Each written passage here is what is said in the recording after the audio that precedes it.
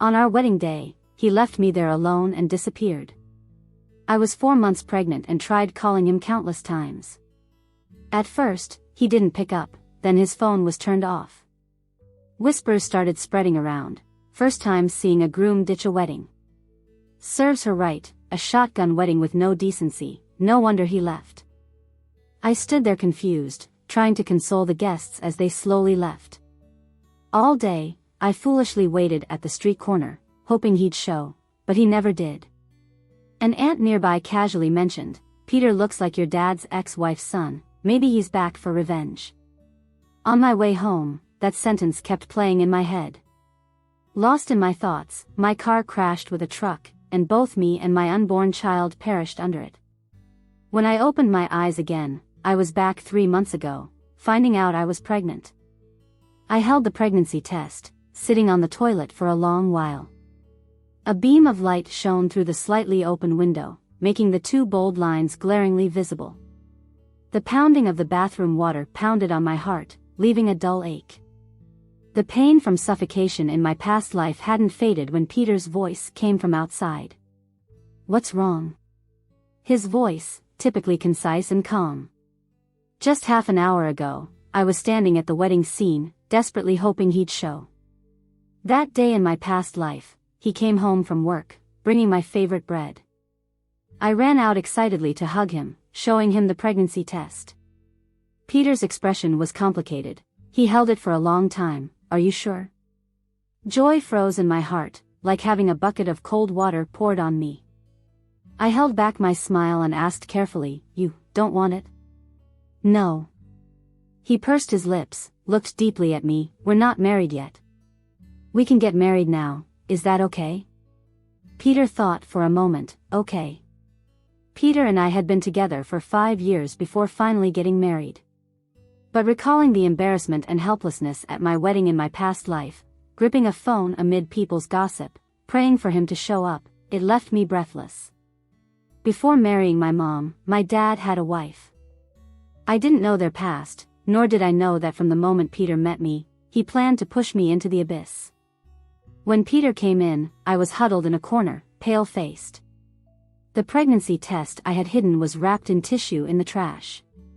His tall figure blocked the light as he squatted down in front of me, his handsome brow furrowed. "Where are you feeling unwell?" He smelled like he'd been rushing around. I knew he was busy, sometimes too occupied to care for me. When we first got together, he was incredibly attentive. I could behave recklessly because of his love. But somewhere along the line, he started to change. Sharp brows, those passionate eyes. Yet there was something buried deeply, dim and hard to understand. Even when he looked at me tenderly, I felt like there was so much hidden behind. I began to temper my own temperament, no longer daring to demand much. He loved me, but somewhere in there was a hint of something else, making me tread carefully. Was he thinking about 4 months later when I'd become part of his revenge plan? Lying on a cold surgical table, enduring the pain? At 4 months, the placenta would have formed, forcing them to peel the child from my body. What did my dad do to deserve such cruel revenge on me? Perhaps the memories of my past life were too painful, so this time I didn't tell him about the pregnancy. I buried my head in my arms and, after a long time, whispered, "It's nothing, upset stomach, I'll be fine lying down for a while." Peter paused his hand, then gently placed it on my head, softly pinching my earlobe. His voice, like his touch, was surprisingly cold. "All right." After being together for 5 years, Peter once said I was his life. One winter in the southern city, we had rare weeks of snow. Peter would wait at the subway station every evening in a black wool coat to pick me up from work. He'd take my hand, walking under the dim streetlights towards our lit-up home. Peter didn't like snow, but he said, "Because Mandy likes it, I try to like it too." But when did he start to change? Peter became increasingly busy, sometimes disappearing for 3 to 5 days, rarely responding to texts. Yet, every time he returned, he was that considerate Peter again. Hot meals on the table, laundry neatly folded. Like compensating for something. The bedroom door creaked open, pulling me back from my past life's memories. Peter stood at the doorway. "Mandy, I have to go to the office." Same story. Peter forgot today was my birthday again. Last life, I reminded him, asking him to come back early to celebrate. Peter agreed. Hopeful, I waited all night, watching candles burn into the cake, leaving 20 dark little holes mocking my foolishness and ignorance. Since he never intended to come back, why agree? This time, I didn't want to ask him to celebrate with me. After a long pause, I suppressed the emotion and silently replied, "Okay." Nothing stirred behind me. I remembered, before each goodbye, I'd always give him a kiss. Was he waiting for that? I burrowed deeper under the blanket, seeking warmth. Quietly, I said, "I'm not feeling well, gonna sleep first."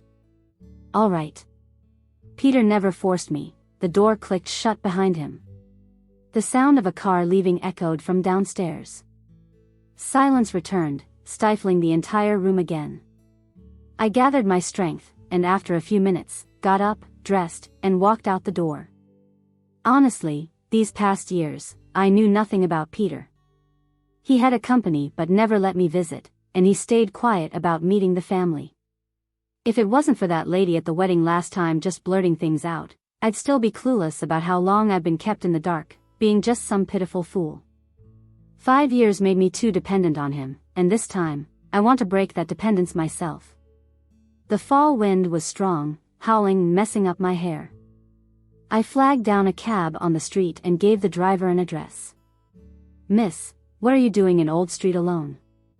I forced a strained smile and said, "Picking up my partner from work."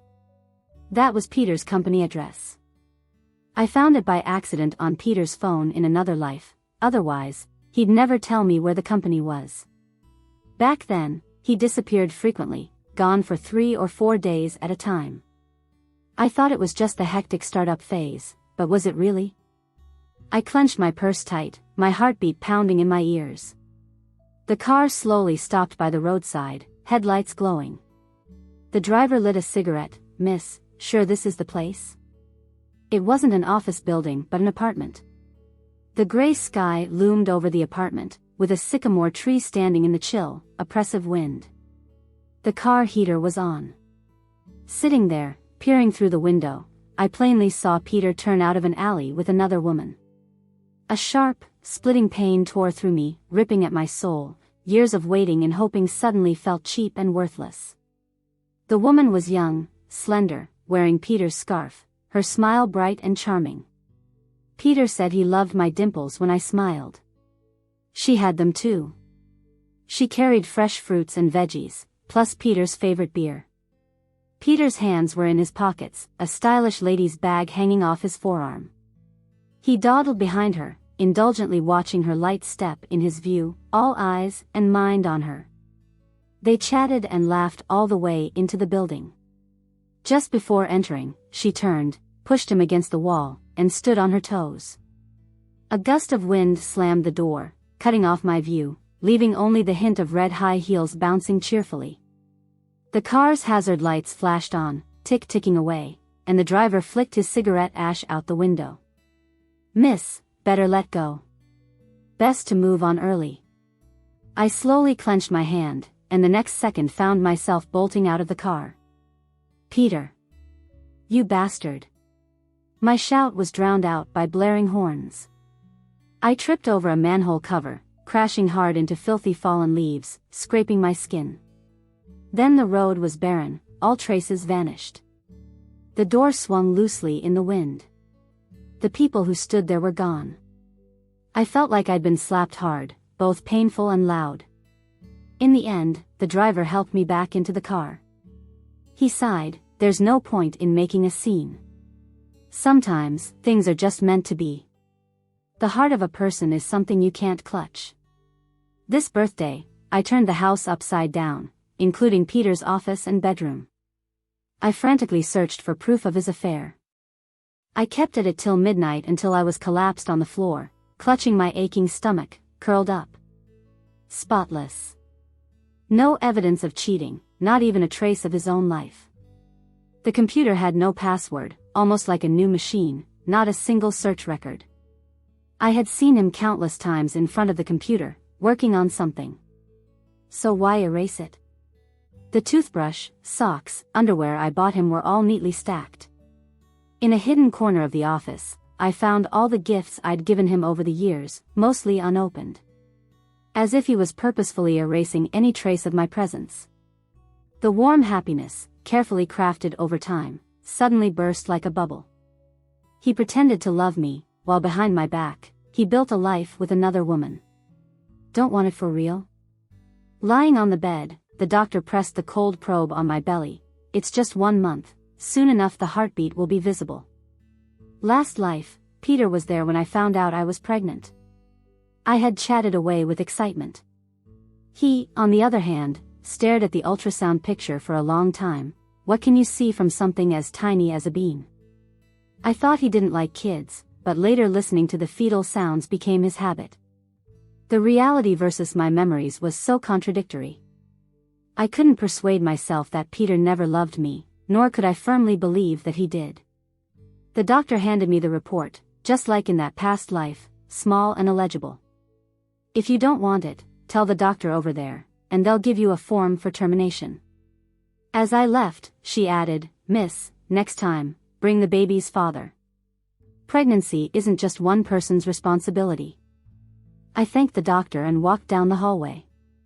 Sunset rays streamed in, and I stared at the paper for a long time. Suddenly, someone bumped into me, scattering the report on the floor. As I crouched to help pick up the pieces, I accidentally got a glimpse of her medical file. The doctor's note was still on it, not recommended to get pregnant right now. I looked up and froze. It was the woman with Peter. Thanks, she said quickly. Her face was pale, like she'd been crying. She didn't even glance at me as she left. I'd read plenty of posts before. Couples who couldn't have kids, trying everything to find a way to have their own. It wasn't a crazy guess. I don't even remember how I left the hospital. Peter called as I stood by the road. Mandy, you're not home. My voice was nasal, bit of a cold, came to get meds. Where are you? His concerned tone made me feel trapped, like being wrapped in a cocoon I couldn't escape. I took a deep breath. It's okay. I'm almost home, just wait for me.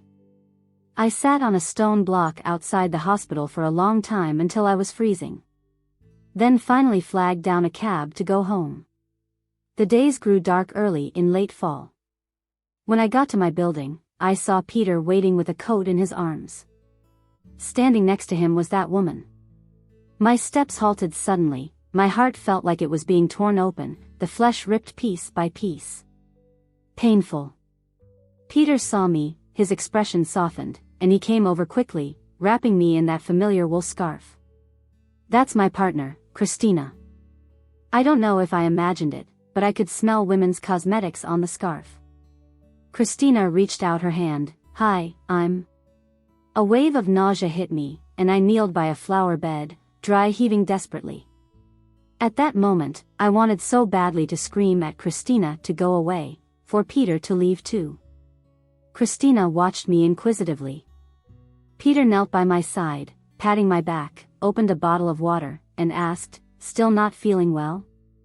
That tenderness was back, refined details that could trick many girls. When you see his eyes, they're clearly full of me. I caught my breath and abruptly yanked off the scarf, pushing it at him. I don't like wearing scarves. Peter's hand paused, but he slowly folded the scarf, then turned and knelt in front of me. Okay, I'll carry you upstairs. I really had no strength left, so I lay softly on his back. Peter's steps were steady, his breath on my ear. I used to love the feeling of being carried by him. A few years ago I would happily cling to him, asking him to go faster. Peter would laugh and say, Mandy, I can't go fast like this. Now it seems so long ago, now there was only resistance left. Christina followed behind. Many times, I sensed from the corner of my eye her staring at me. That look, as if I were a commodity being appraised. I thought, should leave. The lights were on at home. Dinner was set on the table, with a delicate little cake in the center. Peter unwrapped candles and put 24 on top. Couldn't be with you yesterday, Mandy, making it up today. I couldn't say a word because Christina was there.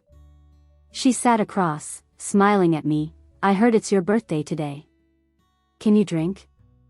I shook my head. She looked slightly disappointed and raised her glass, lightly saying, "Happy birthday." It felt a bit ironic to me. Who was she to wish me happy birthday, after getting with Peter for a night and then acting all friendly? I stood up. I'm not feeling well, I'm going to rest. Looking at the untouched food, Peter pressed his lips. I'll take you into the room. Meaning he'd come back out. No need, I shrugged off his support, I'll go myself. The last bit of light disappeared with the sound of closing the door, swallowed by darkness.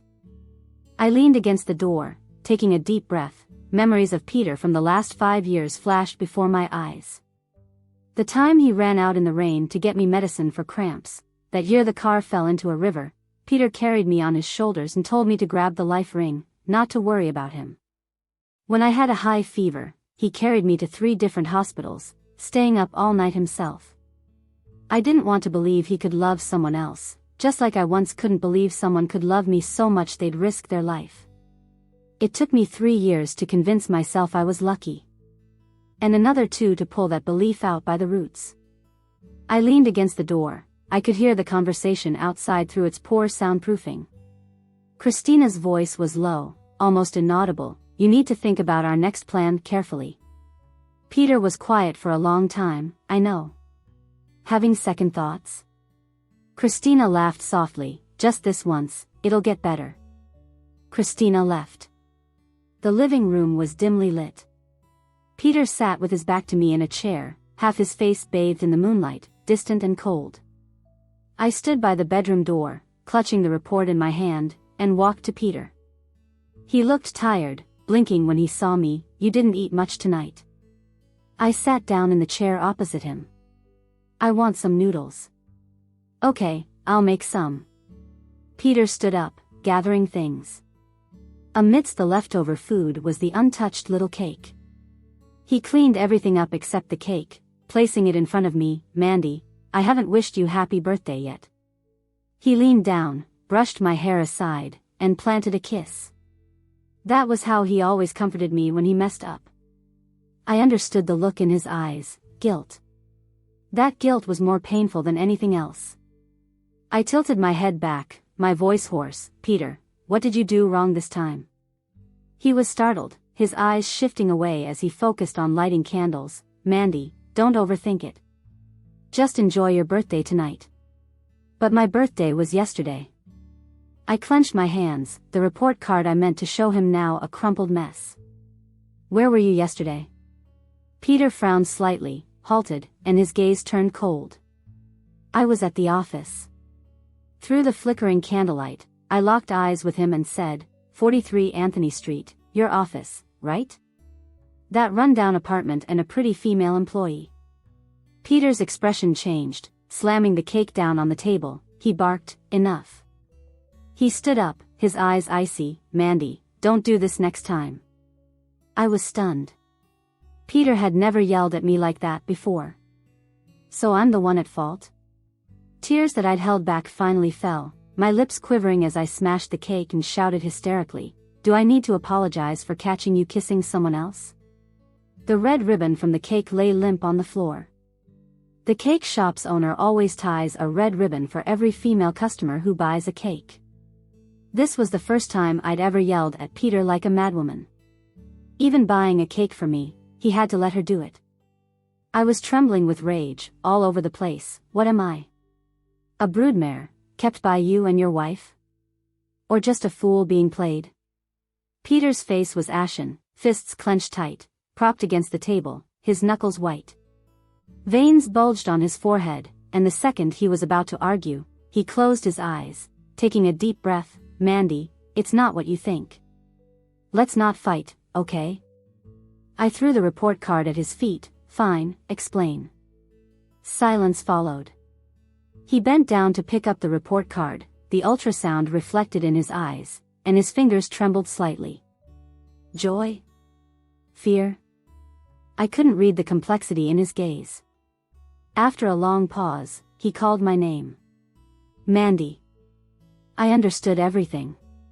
Peter slowly flattened the report card and placed it on the table. I can't marry you. That sentence was the last straw. Not just now. In every past life, Peter never intended to marry me. What was I even expecting?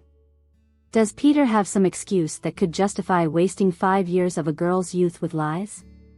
We're done. I quietly put on my clothes, grabbed my small suitcase, and stood at the door. Peter, I've been punished enough. Let's break up. My best friend Monica pulled up in her car to pick me up. She pushed me into the car first, then glared back at Peter. The wind was strong, she probably cussed him out before getting in the car.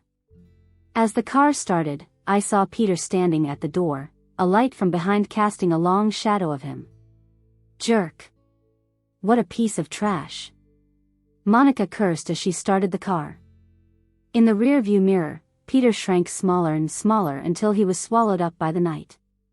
You have to end it early, the longer you drag it out, the more you suffer, Monica said, trying to comfort me, while driving. How could I not know? But when you're used to someone's presence, tearing away suddenly hurts beyond any measure. My thoughts were chaotic, and I leaned against the window, eventually falling asleep. In my dreams, I went back to the past, Peter and I driving along a coastal road.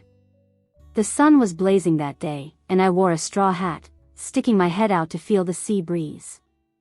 Peter said with a smile, "Buckle up, or I won't fish you out if you fall." And then, just like that, a big truck lost control, crashing into us and pushing us into the sea. Water rushed into every part of me, and I couldn't swim, struggling desperately.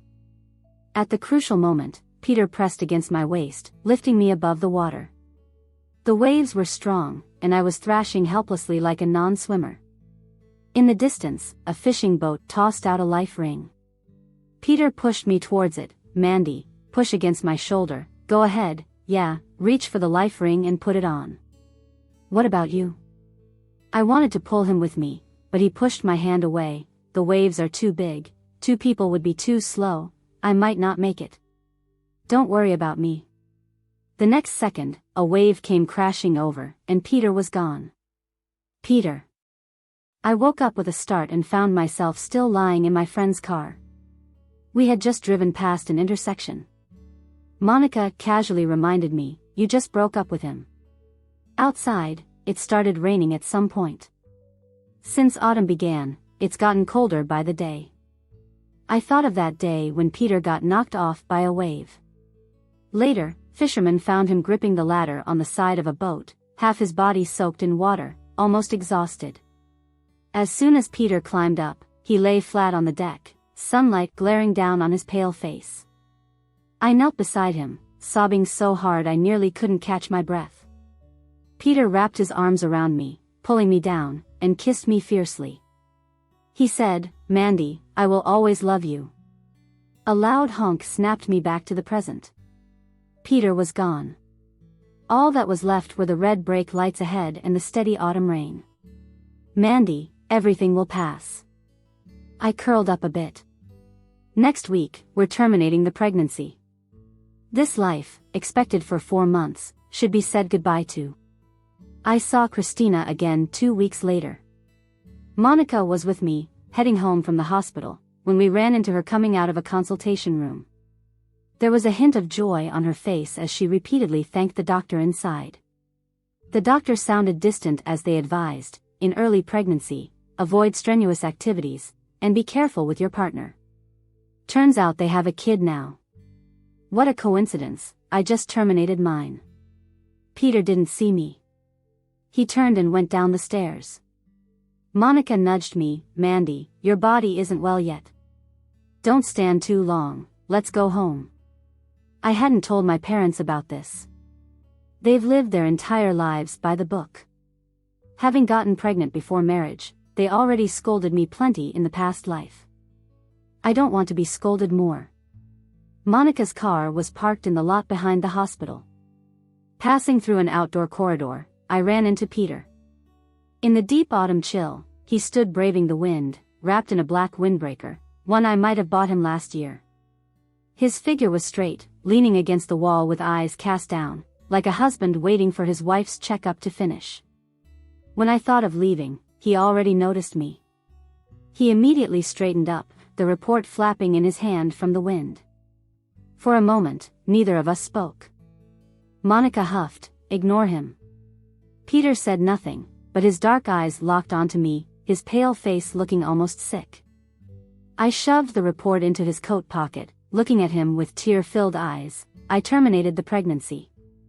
I intended to be vengeful, but my words came out choked. Peter froze, slowly pulling the report from his pocket and lowering his eyes to read it. Post-abortion procedure. Suddenly, something landed on the back of his hand. Peter didn't say anything for a long time. Did he feel heartache? The wind was chilly. I wrapped my coat tighter, brushed past him. Behind me came his stiff voice, "Mandy, don't contact me anymore." I kept walking, but tears fell. "Peter, why are you out here? It's so cold. Where's the car?" Christina came out of nowhere, talking to herself, then cut off abruptly. Maybe she saw my back. "Let's go," Peter's voice said. I walked faster, jumped into Monica's car. Monica was furious, cursing out loud, "What the hell?" I glanced back toward the end of the corridor, but there was no one there. After the abortion, I didn't have much appetite, just swallowed some warm porridge for dinner. Monica spent the whole afternoon on the phone with her brother on the balcony. When she came back, there was a serious expression on her face. "Are you sure Peter graduated from the finance university?" I swallowed my last bite slowly. "Yes." My brother said that in their graduating class, there was no one named Peter. Monica mumbled, "You got tricked." A bitterness spread from my tongue, filling my mouth. Monica managed to get the graduation photos. I looked through hundreds of people one by one. Peter wasn't there. I was completely deceived by him. "Let's report it," Monica had tears in her eyes, "this counts as fraud." That night, I called my mom. "Dad, did he ever have a previous wife?" There was silence for a long time on the other end, then suddenly a cold tone, "Mandy, if you care about this family, don't ask." I felt lost, sitting in the darkness, unable to see anything clearly. Confirming Peter tricked me wasn't very significant. It's just that I'm unwilling to let it go. Because of the abortion, I stayed home recuperating for a whole month.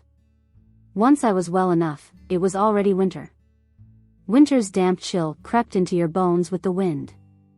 I wrapped a thick scarf around my neck, sitting by the window, listening to the teacher's chalk screech across the board. I was preparing for entrance exams again. Monica said if I really couldn't get through it, just focus on studying. 11 p.m., it got dark early in November. Looking through the window pane, I saw my reflection. I hadn't thought of Peter for 3 days now. Not even in my dreams. In the beginning, it wasn't easy. Every night I dreamt of the past with Peter. The first time he took me skiing. The first time he took me for a dive. The first time he gave me his life jacket, letting me survive. 5 years, he constantly instilled in me the idea of living well. He told me 1,000 times, if my life was ever in danger, I should run. Monica wanted to delete our chat history. Right before she hit delete, I burst into tears. "Monica, I can't move on." Like Monica said, every betrayal or lack of love always leaves clues. But in this past relationship, Peter always loved me. I just can't figure it out. She can't either. Thankfully, it's not something that'll kill us if we can't understand it. Schoolwork is intense, and I usually burn the midnight oil. I want to get out of this city and meet people from all over the world. Late one November night, I got a call from a strange number. My phone buzzed in my hand. I felt a jolt in my chest when I answered it. No one spoke. I gripped my pen. "Peter?" I heard the wind howling and soon the call ended. I knew it was him. I stared at the screen as it went dark, lost in thought. Monica was sprawled out asleep behind me, mumbling as she turned over. I called back, but it was already off. The calendar on my desk showed it was November 29th. It was supposed to be our wedding date. Time flies. It's been 3 months since we broke up. It's tough pulling away from a relationship, but things are moving in a positive direction. I'm trying hard. The next day was a day off. Monica dragged me to the garden chapel because she's getting married next month and wants to check out the venue. Garden chapel. I hadn't thought about this place in a long time. In a past life, I was left by Frank here, 4 months pregnant, with no way to hide from the judgmental looks. I have to admit, the garden chapel is popular with young couples. It's an open, Western-style venue. In summer, it's full of vibrant flowers. In winter, they bring in flowers from the greenhouse. Romantic and trendy. Monica was still talking with the venue manager about dates. The manager shook his head. We're all booked up, ma'am, we can't move things around. Monica pointed at the empty venue, but no one's here today. Are you just hiking up the price? The manager awkwardly replied, someone has booked today, too. Liar, it's already 10, where are they? Who knows? I sat under a flower arch, bundled up in my puffer jacket, zoning out as I stared at the venue. In the past life, Frank and I rushed to put down a deposit as soon as we knew I was pregnant to snag today's date before another couple. The wedding planners had set up everything according to my preferences. Looking at it now, maybe it was a template after all. Nothing genuine about it. I exhaled the frosty air and rubbed my hands together. An assistant whispered to the manager, Peter said today, there's no bride. He's here by himself. My hand slowly paused as I looked at the person talking. Peter? Let's go, Mandy, we'll find another place. Monica tugged at me, evidently annoyed the deal didn't go through. The manager was arguing with the assistant, what a weirdo, why waste a venue without a bride? Marrying himself? Full of concern, I got up, letting Monica pull me a few steps before I stopped. I want to sit here for a bit. Why don't you go ahead? You feeling okay? Monica asked, worried. Let me take you home first. No, I laughed, there's someone I know over there. I'll go say hi. Monica nodded, all right, I'll catch up with you later. The manager walked off grumbling. I sat down inconspicuously in the corner, hands in pockets, watching the open chapel distantly, like some entranced detective. Half an hour later, I saw Peter. He'd gotten thinner, eyes deep and focused. Dressed in a suit, with a boutonniere like a groom. My mind buzzed. I stood up and moved slowly forward. He was wearing the same suit I designed in that past life. The collar buttons matched, too. He stood at the hallway's end, looking towards the end, like a groom who was late. In that moment, I saw myself in a daze, holding a phone, standing where his eyes landed, calling his name. The two scenes merged. Frank took out a ring, lifting it up. Mandy, will you marry me? Everything went quiet. A sudden pain stabbed my heart and thrashed around in my chest, getting worse. I stood behind Peter, watching him whisper to the air. He hadn't noticed, holding out the ring, looking confused. What was he waiting for? Me? Peter held it up for a while, then let his head drop with a sigh. I wanted to give this to you myself, but in the end, didn't get to. You were carrying the little one, must have been tough. I clutched the decorative vine, shaking all over. Frank came back to life too. Or has he been gone before? Cold air rushed in, and I felt like I'd plunged into an icy pit, hearing him choke out, I'm sorry, Mandy, He cried, wiping away tears. I stepped forward with a dry mouth, paused, and just then Peter's phone in his suit pocket rang. He took the call, rubbing his face, voice husky, all right, I'm heading back now. It was like cold water doused over me. My throat squelched tight, twisting all the way to my heart. Finally, watching him tuck the ring away carefully and turn to leave, I didn't say a word. I left the garden chapel, bumping into several people on the way. They cursed, "Watch where you're going."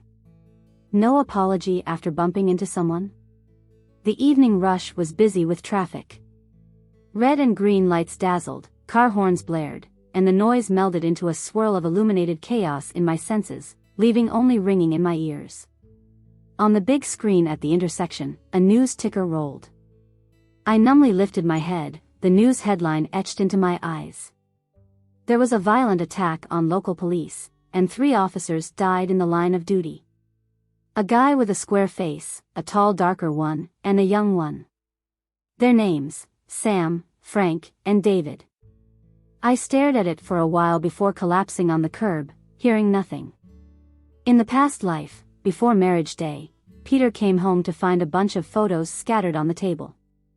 Mandy sat on the rug next to the coffee table, blinking at him. "Look, there are so many photos of you here, and you always say you have no friends." Peter hung his wool coat on the rack by the door, loosened his tie, and sat next to Mandy, pulling her close. "They're old, nothing worth seeing." Mandy relaxed against him. "You're not one to hold on to the past."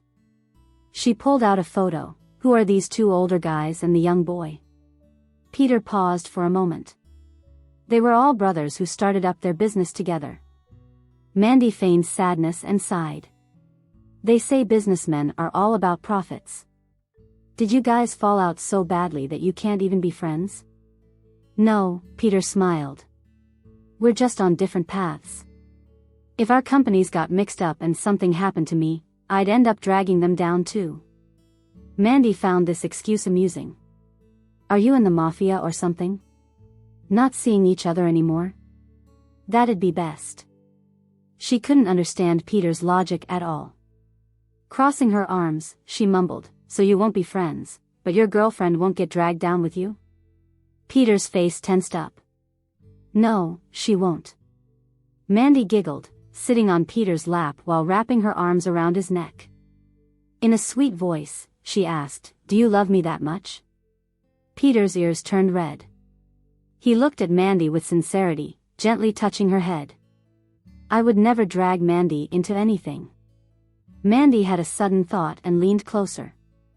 "What if, and I'm just saying, what if I really get unlucky?" Peter gave it some serious thought. "Then we won't see each other anymore." This was the biggest fight Mandy had ever had since they started dating. She twisted Peter's arm with anger, shouting, "You stubborn fool. It's not like it's life or death. Do you really have to cut ties with me?" Peter was taken aback. He tried to lean in for a kiss, but Mandy moved away, still fuming. "You can cut ties, and I'll still cling to you. Unless you really don't love me anymore." Peter was amused. "Is it enough just to say that? I gotta believe it too." Mandy pinched Peter's ear, playfully biting him. "You love me so much, it's all over your eyes." "How could that be?" Peter didn't say anything back. Instead, he was lost staring at a photo of the 4 of them. The picture lay quietly on the table. From the left, Peter, Sam, Frank, and college student David. I was brought back by Monica from the traffic cops because I was just sitting there on the roadside like an idiot, unmoving through countless red-green light changes. Outside, Monica was apologizing to the cops. Then she got into the car. "Mandy, what's going on with you today?" She buckled my seatbelt and asked, "Did Peter PUA you again?" There were mud stains on my face. I was a mess, leaning against the car window, feeling drained. "Seeing your cousin, does he know anyone in the police academy?" "Yeah, why?" she asked. "Help me find out about Peter," I replied.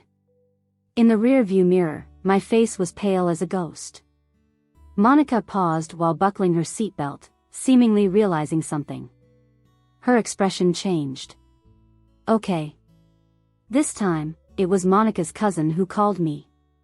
He knew about my relationship with Peter. His first words were, "Don't ask." I clutched my phone tight, my head pounding. Was it nothing, or just don't ask? The cousin paused for a while and left a final message, "They know you. Just tell her, don't ask." It felt like someone had hollowed out my chest, leaving it empty. I could barely remember my recent fight with Peter, but past life memories surfaced vividly. I would never drag Mandy into anything. This sentence ripped open a wound in my heart, pouring salt into it. I had once been torn apart in the clash between reality and intuition. It wasn't until this moment that I found the answer. The secret hiding behind Peter. What if, and I'm just saying, what if I really get unlucky? Then we won't see each other anymore. Things gradually became clearer. In my previous life, Peter died on his way to our wedding. He came back this time. He knew the outcome, so this time, he stayed firm. Mandy, you've changed. Monica propped her head up against the table, with a cold glass of milk in front. Ever since that phone call, I'd been exceptionally calm. I'd often just stare out the window or clutch a spoon motionless for ages. Monica, I think I'll move out soon. What do you mean? Isn't my place good enough? She frowned, holding her egg and forgetting to eat. Or did you patch things up with Peter? Don't overthink. I just want to focus on studying. I sipped the cold milk and smiled. I'm swamped with studying. I might have to go off-grid for a while. Can you look after my parents? She waved it off. You'll get into graduate school and piss Peter off. Soon after, I moved into a tiny apartment, about 50 square meters, just right for one. I bought all my own kitchen stuff, just like before when Peter and I lived together. I liked standing by the window, watching people, and opening my chat with Peter late at night, just staring at it. I didn't even know what I was waiting for. A week passed quietly. Time seemed to be stuck. So, I went to the police station. That Wednesday afternoon, just before closing, a young officer helped me. Is there something troubling you? He asked. I lowered my head, scribbling a license plate number on paper. Can you check this out? Why? He took it, glanced over, and asked, hit and run? I sat stiffly before the officer, my hands clasped tight. I don't know. Could be a repeat offender, maybe a drug dealer, or maybe nothing at all. This was from my previous life, right before I died, when that truck broke the barrier and headed straight for me. My dad swerved twice, but it kept locking on us, like it was gunning for me. The officer probably thought I was delusional. He looked at me for a moment. You know false alarms have consequences, right? I nodded. Please. He went inside, and eventually, a few more people came in. Come with us. In just a few months, I saw Christina again. She had grown a bit round in the belly, personally bringing me a cup of hot water, then sitting across from me. That license plate number, where did you get it? She asked. I can't say. Christina packed up her stuff. All right, I see. It's late. You should head home. I stayed put. I know you want answers. But you and Peter have broken up, she said. She hesitated and reminded me, look out for yourself, okay? I smiled, a bit teary-eyed. I get it. I won't cause him trouble. But if someday. I left it hanging, looking hopeful at Christina. People need to return alive, right? At that moment our eyes met. She quickly averted hers, taking my cup away. It's late. You should go. I felt like I was falling into an endless dry well, constantly dropping deeper. As I left, I pointed at her belly. Christina understood, her eyes slightly reddened. It's not his. The father, you probably just saw him on the news not long ago. December air just got a bit colder. As I walked on the street, hardly any pedestrians were around. A few random plastic bags, wrapped in rainwater, stuck to the ground, crushed by passing cars like smashed potato chips. I thought of Peter's chips again. He likes the tomato-flavored ones, 'cause I love tomatoes, but Peter would always complain, saying they taste weird. Honestly, he's just picky with tastes. I joked that our future kids better not take after him, or they'd be hard to feed. The sky was gray. I tilted my head back, opened my mouth, and exhaled into the sky, trying to hold back the tears that were about to fall. Maybe I looked funny because some kids nearby started giggling. I couldn't reach out to Peter, couldn't call him. Just like when he went to work, no surprise visits allowed, I just had to wait silently. When you're idle, you've got to find something to do, so that night, I curled up on the couch and opened the blog posts I wrote years ago, about my life with Peter. I met Peter in the cinema. As I walked out, crying over the movie's plot, I sneezed, and snot ended up on the neck of the person in front. Yep, that was Peter. Super embarrassing since it was the first time I sneezed without covering my mouth, not rude, just forgot. Peter wore an almost laughing face, handed me some tissues. Stop crying, wipe your nose. He was really handsome, much taller than me, wearing a dark brown leather jacket with messy black hair. I peeked at him several times after wiping my nose. He seemed single, or else why'd he patiently stand there? I was kind of a chicken, but for the first time, I bravely asked for his contact.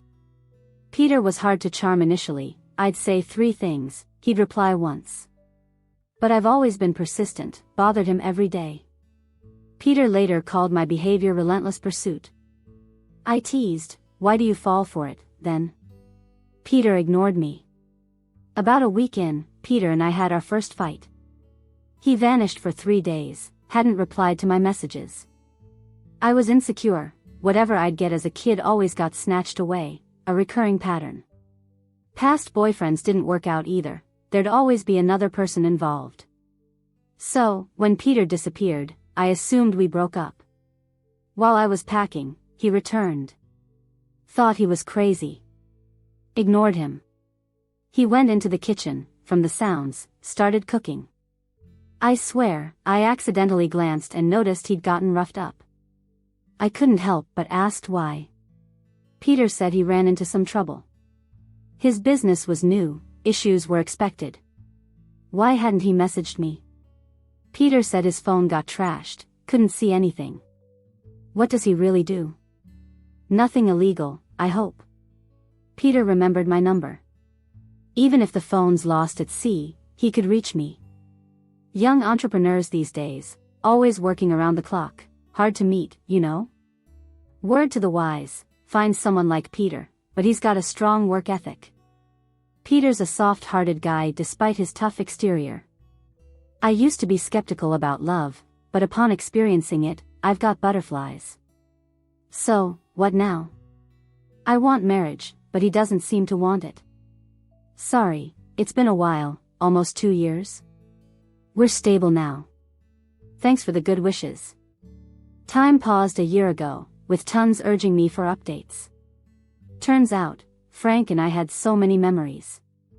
Now, a year later, I start fresh updates. I'm married to Peter now. Unexpectedly, with a baby on the way. Peter's on a business trip, calls me every day. Hope he comes back soon. The comments section's buzzing with laughter. As I sat in the dark, it felt for a moment, like I really turned into that person in the story. That night, I dreamed. On a vast ocean, waves roaring, gentle sea wind. Bright sunlight bathed over me, warm and cozy. I thought I'd revisit the scarring event but turned only to see Peter waving on the deck. Felt awkward since I recalled already breaking up. What should I say first? I had to say something. Mandy, I have to leave. His words choked me, and after a few minutes, I got it, what Peter was saying. Where are you going? Peter stayed silent, just opened his arms. Come, hug me. I froze, sensed something was off, and terror filled me. Words didn't come out, tears did. With a sniffle, I rushed into his embrace. Don't leave. Peter kissed me. Crying is not pretty, our Mandy's prettiest when smiling. I clung tight. Then I'll smile. Will you stay if I smile? I laughed and cried, desperately wiping tears. See, I'm not crying, I'm smiling. Mandy, Peter gently touched my face. I haven't celebrated your birthday, might not get the chance now. Happy 100th birthday in advance. No, I stammered, I don't want a 100th birthday. Peter's lips moved, a tear fell suddenly. Sorry, Mandy. A patch of blood spread from his left shoulder. More bloomed, like seas of blooming begonias. My vision blurred. The sea breeze carried a salty scent. I clung to all I could perceive like a blind person. He was fading. Desperate cries escaped me, my grip tightened.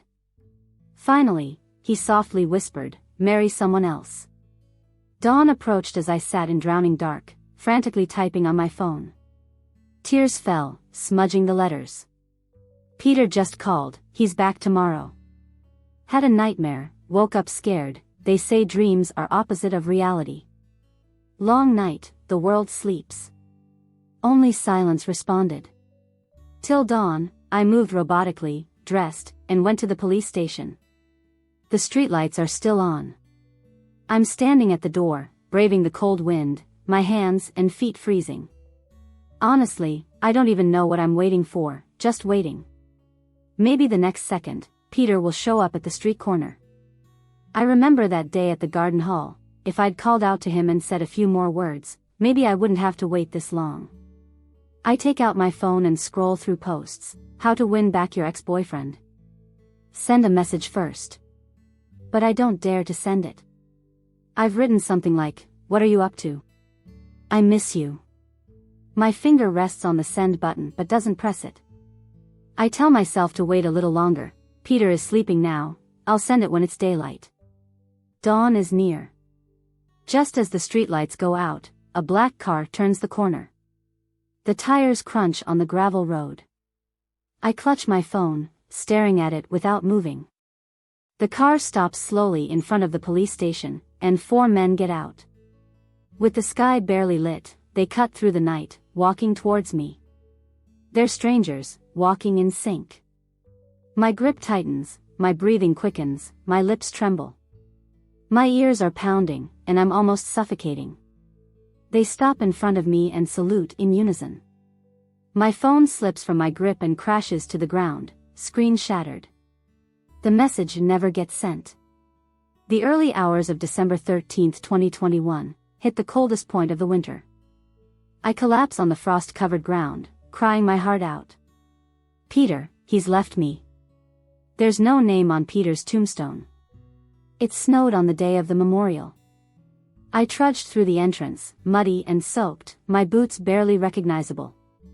I cried as if shedding a lifetime's worth of tears. After the ceremony, Christina called me over. He had no family. There's something I think you should have. Christina's belly had grown considerably. She opened the trunk with some effort, revealing a trove of things Peter had hidden away from me. He hid them well. They didn't trace anything back to you. Christina pulled out the box and returned it to me. My hoarse voice thanked her as I took it.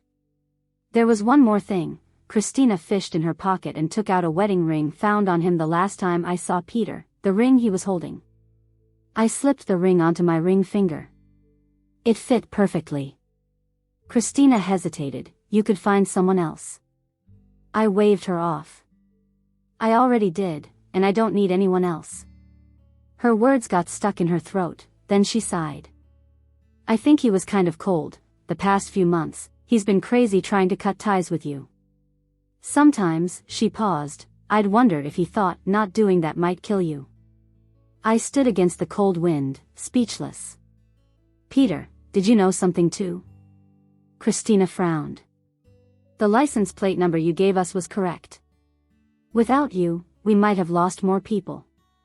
And the first time, when I was on a mission with him, pretending to be a couple, how is it that you just happened to be there? If you know something, you should tell me. Do you believe in second chances?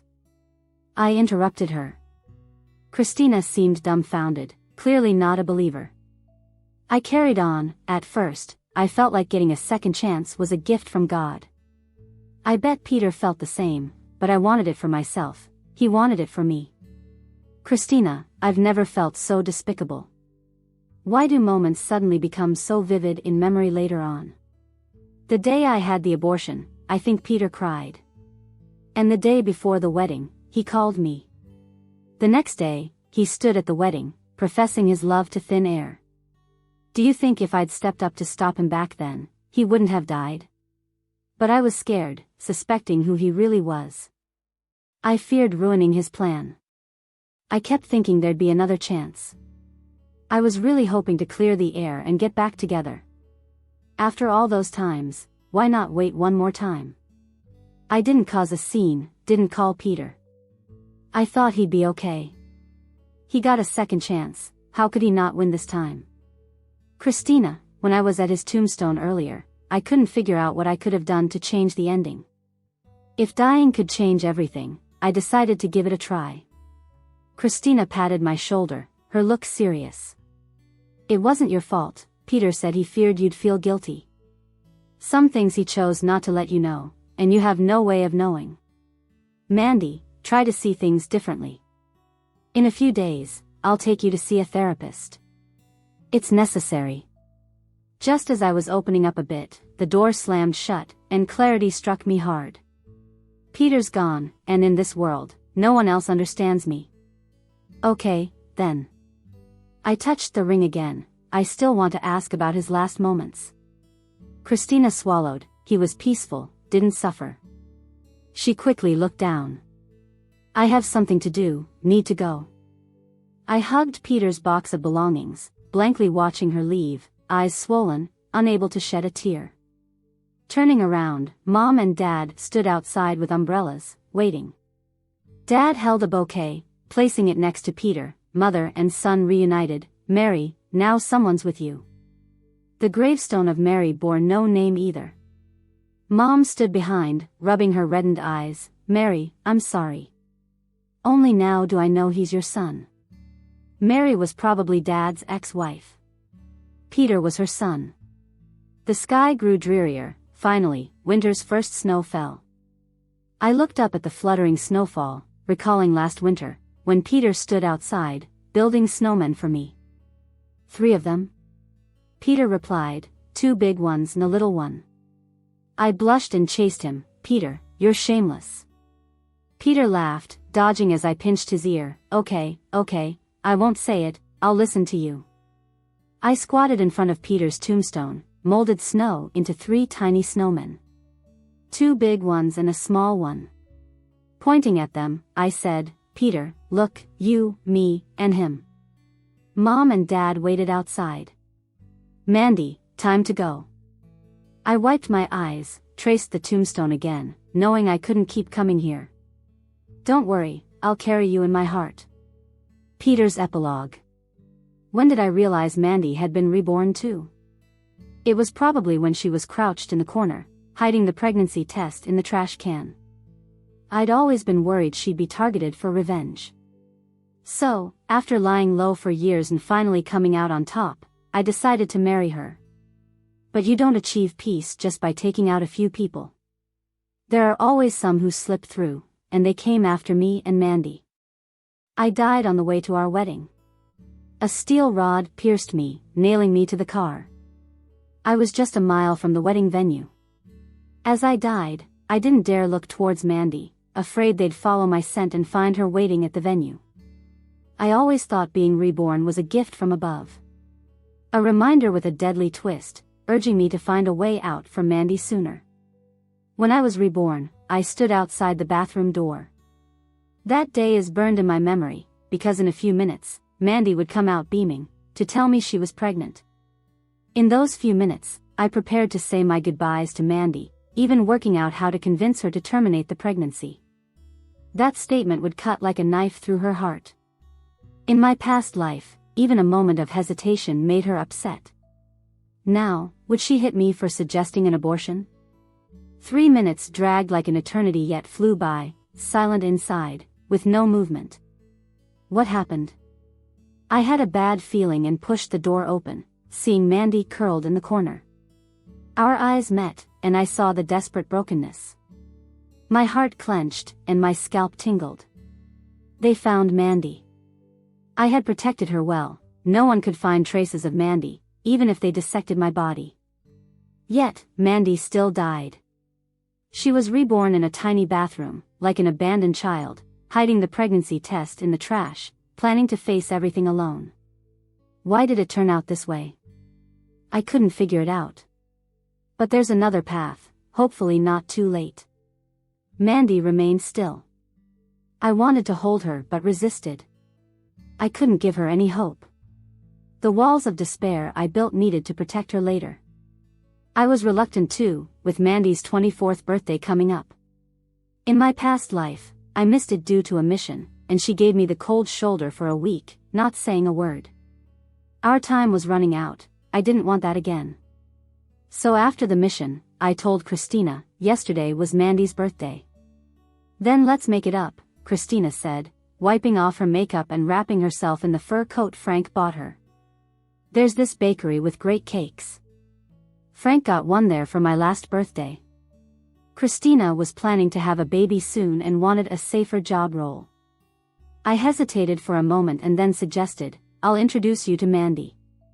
I might need you to look after her. Christina glanced at me, grinning, saying that sounds like you're planning your funeral. That day, Mandy wasn't home. I knew she went to the doctor.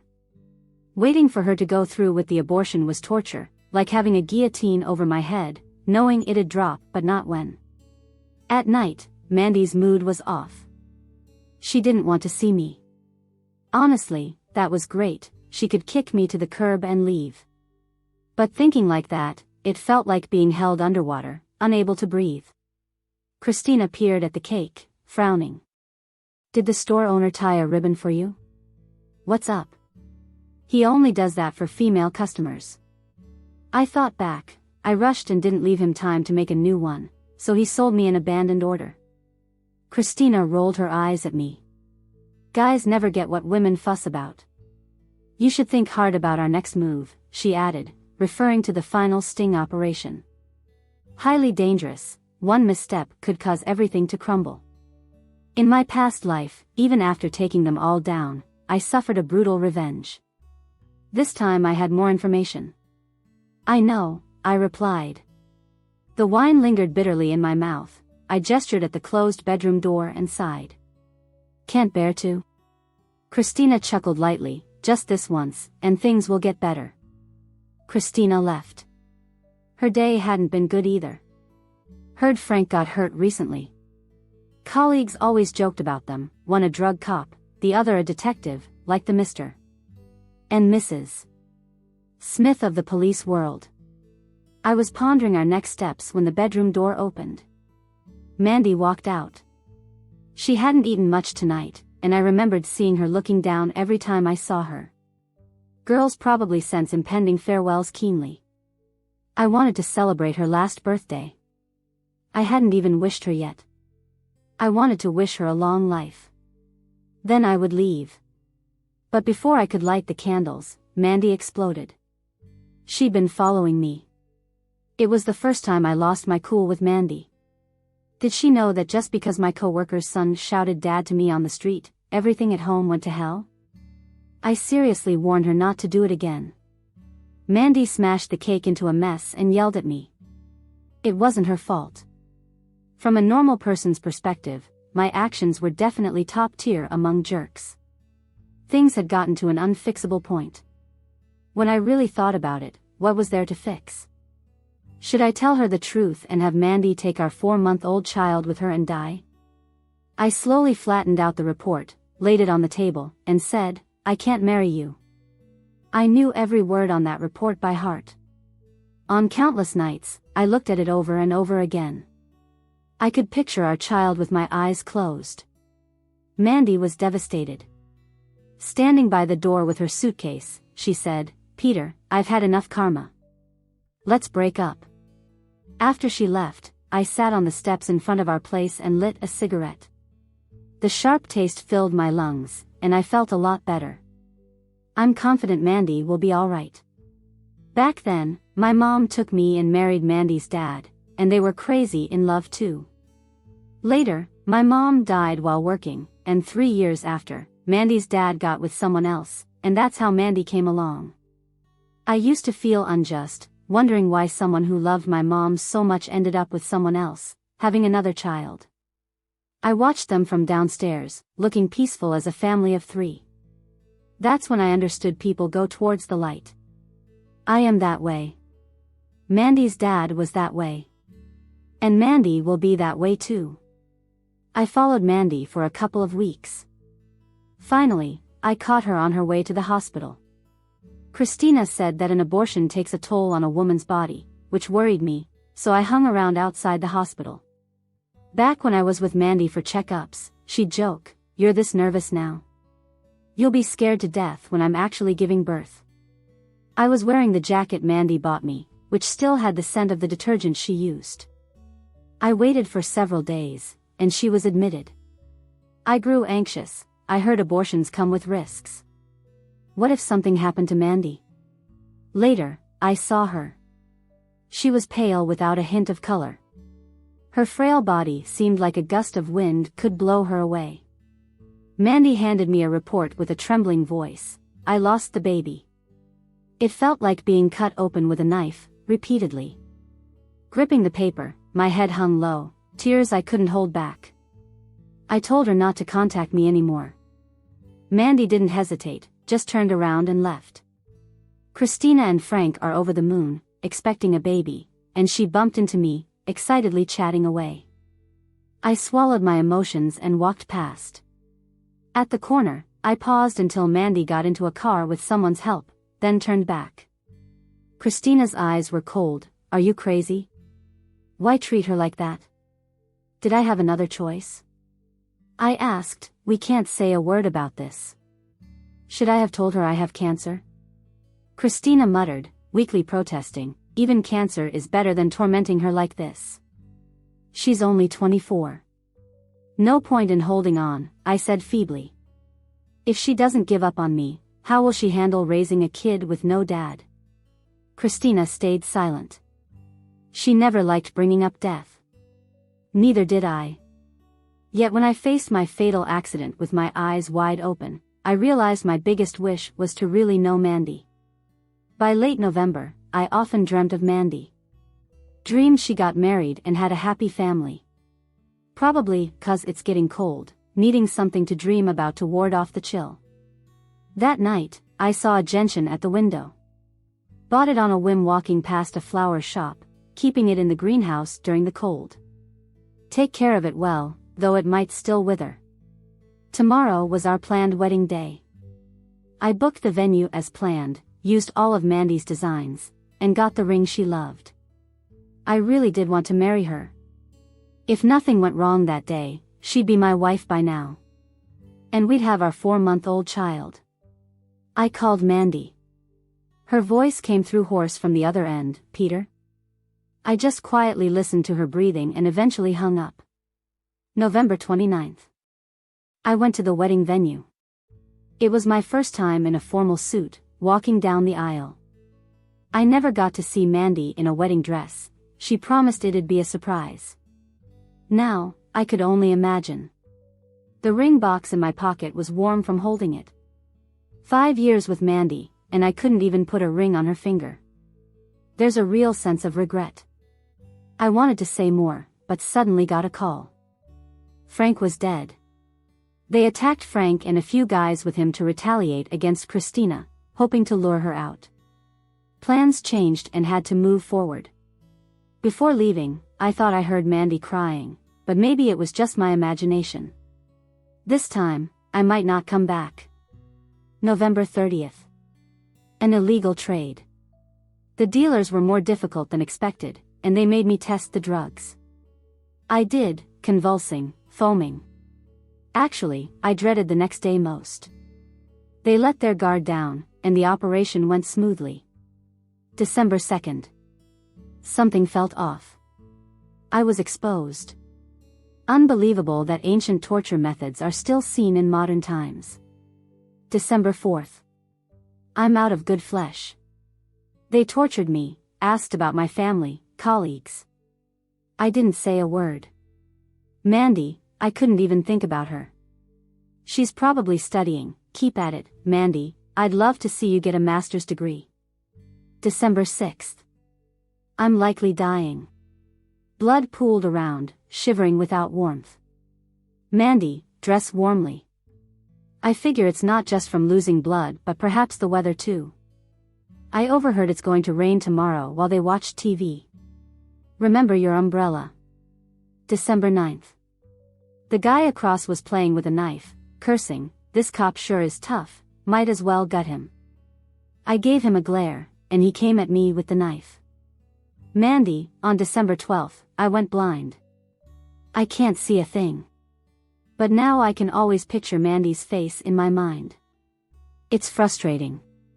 I have to leave, but before I go, I said goodbye to Mandy. "Come here, give me a hug," I said. Mandy rushed over, sobbing, "I don't want you to leave. You won't look as pretty if you cry." Our Mandy has the prettiest smile. So, if I smile, does that mean you won't go? Look, I'm not crying, I'm smiling. I gently touched her face. "Mandy, your birthday. I haven't celebrated it, and now there isn't time. So I wish you a happy 100th birthday in advance."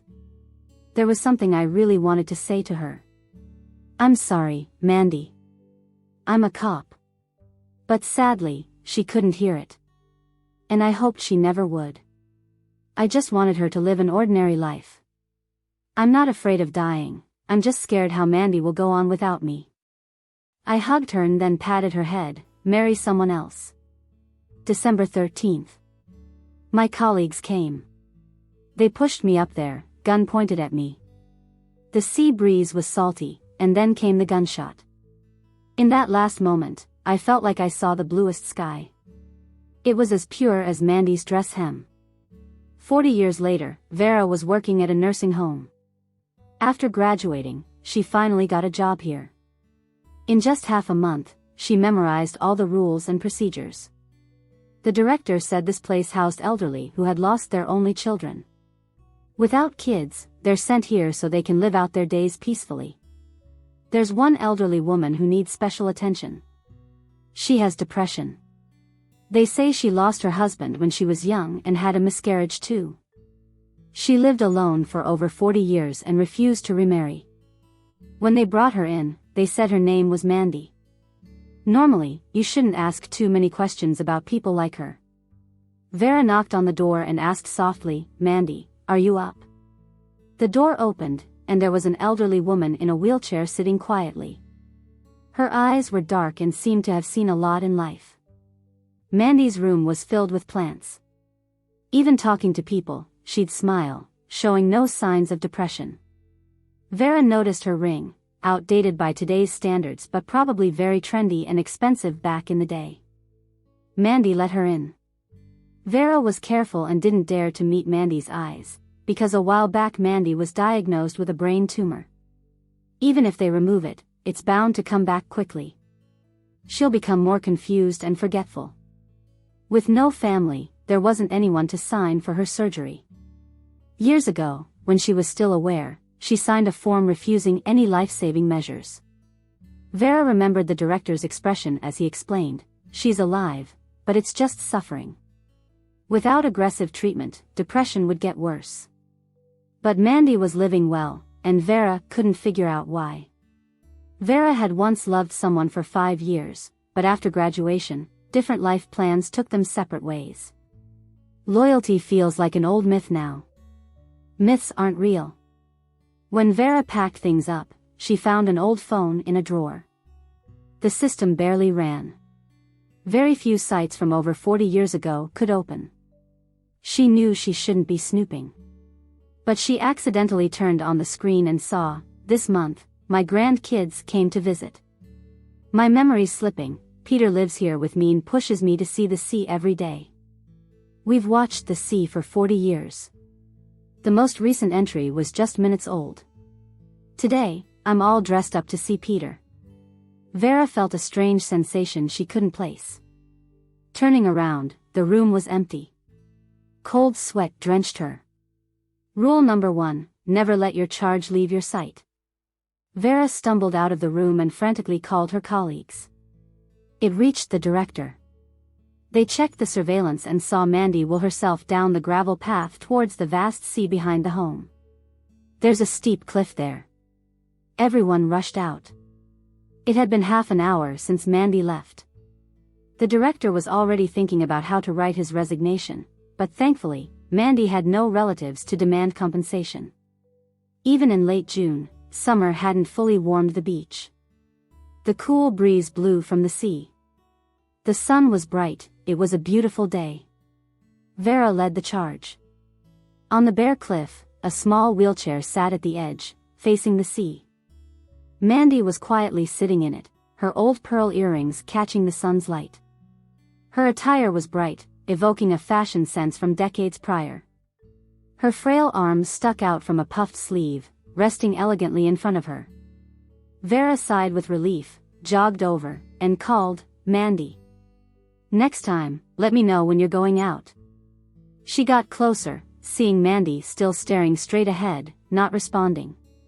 Before, despite her slow reactions due to her illness, she'd at least acknowledge when called. Vera slowed and stopped.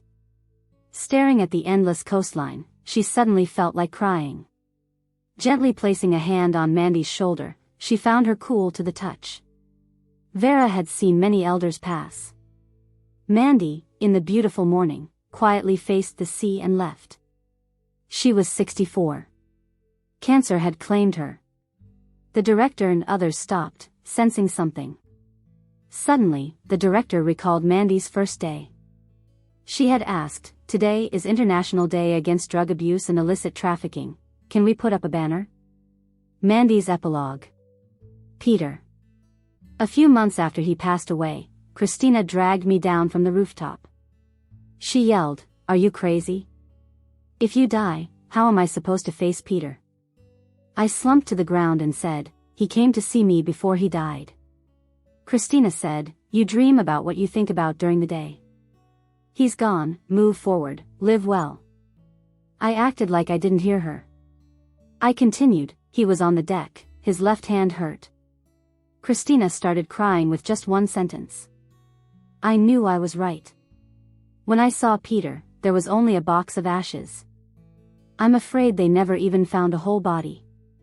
So that day, Peter really came to say goodbye to me. I felt very calm and told her, "Christina, do you believe in souls?" Christina choked up, "I hope so." Because her husband also died that year. She said, "I have a mission, so I can't die." Mandy, you need to find your mission. I have to find my mission. Something more meaningful than death. From then on, I gave up the thought of dying and joined an advocacy group. I've been doing it for 30 years. Peter must be watching me. I can't let his efforts go to waste. My parents kept pushing me to get married, even trying to take the ring from my hand a few times. During a quarrel, I hit my head and bled a lot. My dad yelled in anger, "The dead are gone, the living have to move on. Look at what you've become." I'm healthy, mild-mannered, a law-abiding citizen. Is it wrong that I just don't want to love anyone else? I don't want them to understand me, and they don't want to understand me either. So my parents kept pushing for years, but as they got older, they couldn't anymore. Eventually, they passed away, and I was the only one left in the world. Peacefully. I've been updating that article, but fewer and fewer people read it. Young people love passionate and fleeting love stories, kind of like ours back then. In the article, it's all about our perfect, happy life together. Sometimes I look at the ring and think about that winter when Peter stood at the wedding and spoke to me. The me from another life is waiting at the end. This life's Peter, holding the ring, put it on my finger. Isn't that marriage? I lived another 30+ years. One morning, while going downstairs to buy groceries, I fell and broke my leg. After surgery, I couldn't walk. Later, they sent me to a nursing home. It's close to the ocean. People say those in nursing homes are pitiful, lonely, and unloved, but I don't feel that way. It's the closest I can be to Peter. After getting brain cancer, my memory is fading, but Peter's face just gets clearer. He often sits next to me, chatting, "Mandy, that's not how you plant flowers. They say lazy people water their plants to death." I'd snap back, "Let the viewer be quiet." Or while I'm eating, he nags, "Eat some meat." Don't be picky, you're not strong. Sometimes it annoys me, and I'll argue with him. When I'm lucid, I realize those are just memories of my life with him. This year, I turned 64. Ever since Peter died when I was 24, I've tried to live another 40 years. I've done a lot of meaningful things. This morning, my mind was clear for a long time. The sea breeze blew in, and I missed him a little. Vera was backing me, packing things. I wanted to see the sea. Through the gravel path, pushing my wheelchair, sweating along the way. Reaching the top, the warm sun hung high. The blue ocean was vast and boundless. I opened my mouth, calling the name I hadn't shouted for 40 years, Peter. He appeared, just like when he was young, with messy black hair, gentle eyes, smiling with eyes full of me. Mandy, come here, give me a hug. He took my frail hand, squatted in front of the wheelchair, spread his arms. I smiled. Am I beautiful today? Very beautiful. My body suddenly felt light. I stood up from the wheelchair, entwining my slender arms with Peter's. The diamond on my ring finger shone as bright and new. I lifted my wedding dress. I'm wearing heels, hold me steady. Okay. Peter looked at me, eyes gentle. Seagulls flew by in the distance, our fingers interlocking. We were like a couple about to step into marriage, toward the warm sun. Mandy, let's go home.